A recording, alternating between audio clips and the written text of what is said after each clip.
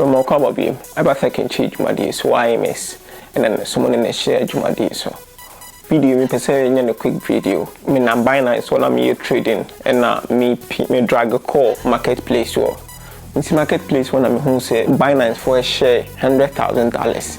In the video, me don't want to call. Make sure I'm calling out with me for so I join this $100,000 reward. Now, we now by no complete tax be. Tax in anything like we video or more life now. Today and same and I'm from phone. I'm sure I'm with me first wire now. Phone now we install it Binance and what's on over Binance and that's why over Binance and that's why the over homepage here. Almost a homepage here.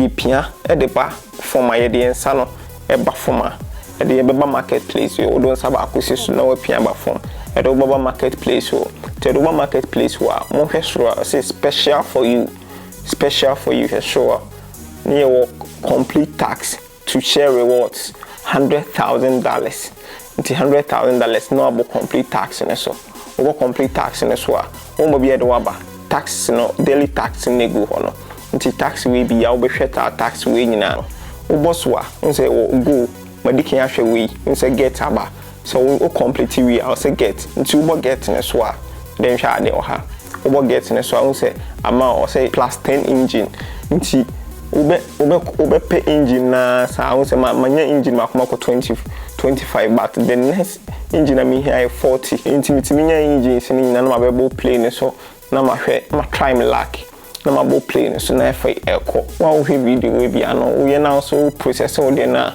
wa betimi an we ni bi no na wa let ye video we asese de e never ya e bi hu se o ade na ye no o fa so aba so ana se ade na ye ne me ye no we na mitimi nya yo ana asese